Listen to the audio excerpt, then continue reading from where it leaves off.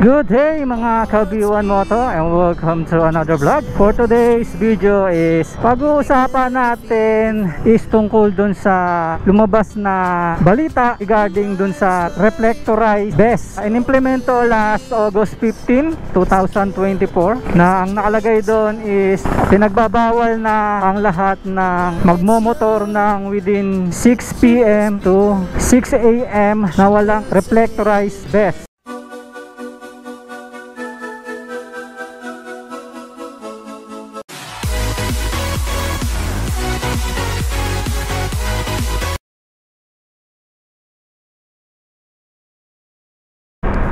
Good day mga ka-B1 Moto and welcome to another vlog. For today's video is pag-uusapan natin is tungkol dun sa lumabas na balita regarding dun sa reflectorized BESS. Inimplemento last August 15, 2024 na ang nakalagay doon is pinagbabawal na ang lahat ng magmomotor ng within 6 PM to 6 AM na walang reflectorized BESS. Baling araw isaalamin natin kung nationwide ba to o merong mga specific na lugar lang, and kung mandatory ba talaga itong sinasabi nating reflectorized BESS. And sasabihin ko rin sa inyo kung ano ba yung possible na magandang epekto at hindi magandang epekto nito, at kung ano opinion ko regarding dito sa pag-i-implement ng reflectorized BESS na mandatory daw. Kasi may mga nagchat-chat sa akin regarding dito sa issue na yan.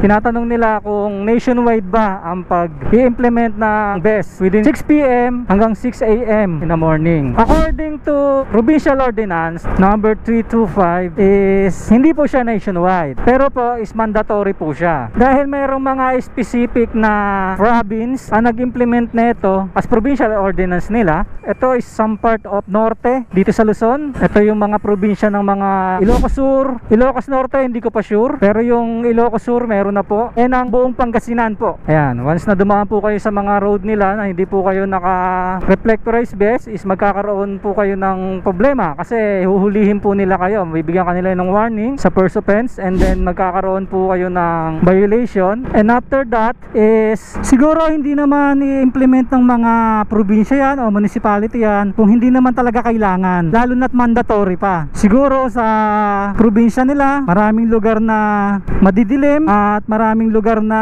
cause of accident dahil sa madilim nga, dahil hindi nagkakakitaan yung mga motorista natin dahil sa sobrang dilim. And may mga nagsasabi naman daw na yung reflectorized BESS naman daw hindi naman daw magre-reflect yan pagka hindi mo na ilawan. So kaya nga para sa akin naman is siguro wala naman pong magdadrive ng sasakyan na walang ilaw o headlight sa gabi. So automatic po yun, once na nagmaneho ka ng gabi, siguro naman po magbubukas kayo ng ilaw nyo na malayo pa lang. Once na tamaan ng ilaw yung mga reflectorized BESS nila is makikita naman po siguro yun. Kasi may narinig ako, may nakita ako sa video na hindi naman daw advisable o hindi naman daw halaga or hindi naman daw makakatulong dahil nga naman daw hindi naman daw magre-reflect, hindi naman daw siya iilaw kung hindi mo siya masisinaga ng ilaw ng galing sa sasakyan o galing sa kung saan man. Syempre natural po, once kaya nga po ini-implement siya ng gabi ng 6 PM to 6 AM kasi yun yung time na binubuksan o bukas na po yung mga ilaw ng mga sasakyan natin. So possible mas makikita sila. And syempre gaya nung mga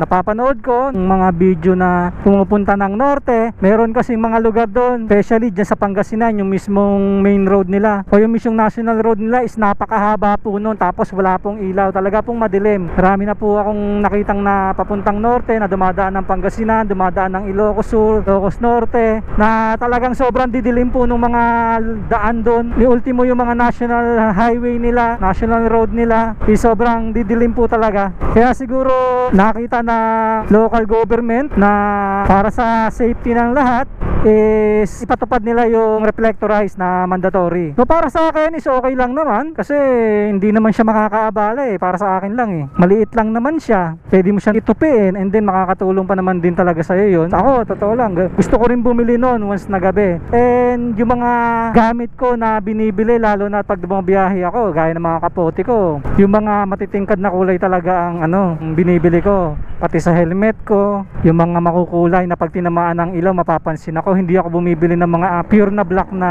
mga kapote ng mga helmet, yan, kasi hindi gano'n nagre-reflect o hindi gano'n nagbabounce ang ilaw dyan once na suot nyo yan sa gabi. Kahit nga lang po sa umuulan, hindi ko kayo mapapansin eh, lalo na siguro pag sobrang dilim tapos malakas ang ulan po. Yun po yun. Para sa akin, mga ka-B1 Moto, hindi naman ako tumututol. Para sa akin lang, is opinion ko lang po to, is okay lang naman kahit mandatory siya nationwide. Para sa akin is okay lang naman, kasi yun lang naman po yung pagbili ng reflectorized vest kaysa mahuli po kayo, diba? And matagal nyo naman pong gagamitin, and gagamitin nyo lang naman po siya once na bumabiyahe kayo sa gabi, and hindi naman po talaga siya makakaabala dahil napakaliit lang po niya. Ipapatol lang po natin siya sa kung ano man jacket na meron tayo. I guess hanggang dito na lang mga ka-B1 Moto, and sana nagustuhan ninyo ang video natin ngayong araw at sana naging informative sa inyo. Kung meron man akong mga kulang pa sa mga sinabi ko, pwede naman kayo mag-comment down below para ma-address natin yan sa susunod na vlog natin. And bago ang lahat mga ka-B1 Moto, baka pwede naman po humingi ng like, share, comment, and subscribe